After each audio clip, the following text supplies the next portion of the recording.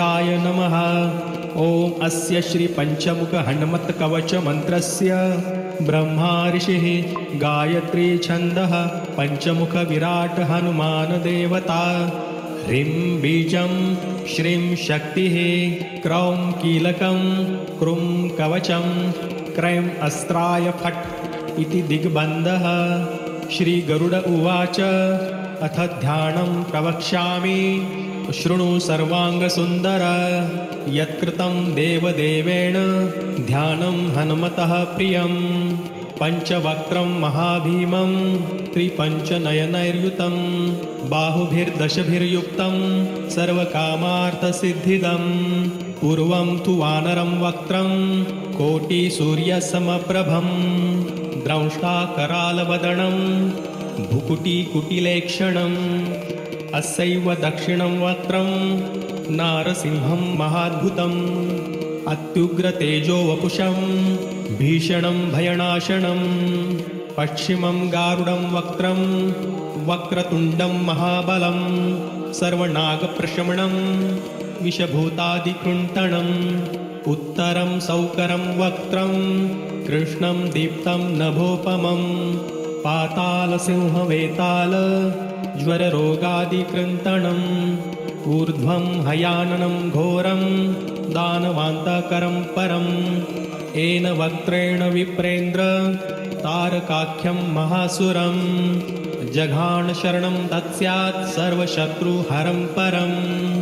ध्यात्वा पञ्चमुखं रुद्रं हनुमन्तं दयानिधिं खड्गं त्रिशूलं खट्वाङ्गं पाशमं कुशपर्वतं मुष्टिं कौमोदकीं वृष्यं धारयन्तं कमण्डलुं भिन्दिपालं ज्ञानमुद्रां दशभिर्मुनिपुङ्गवम्।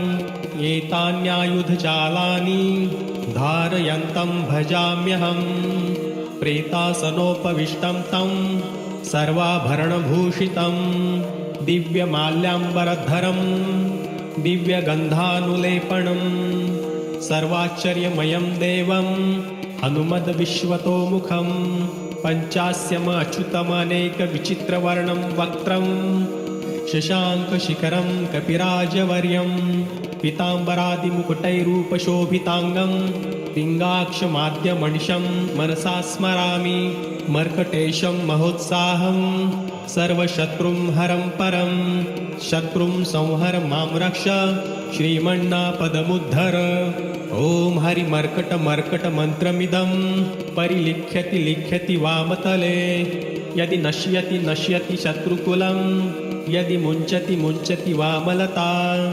ॐ हरिमर्कटाय स्वाहा।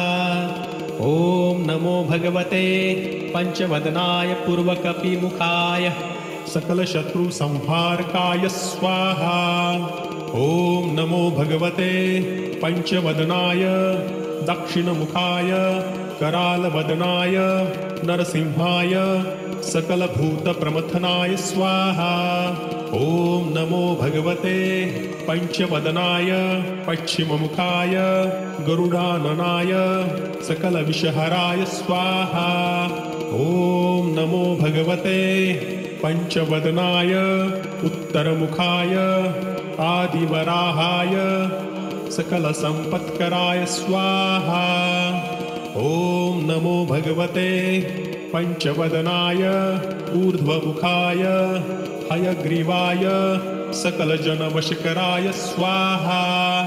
ॐ श्री पंचमुख हनुमन्ताय आञ्जनेयाय नमो नमः। अथ श्री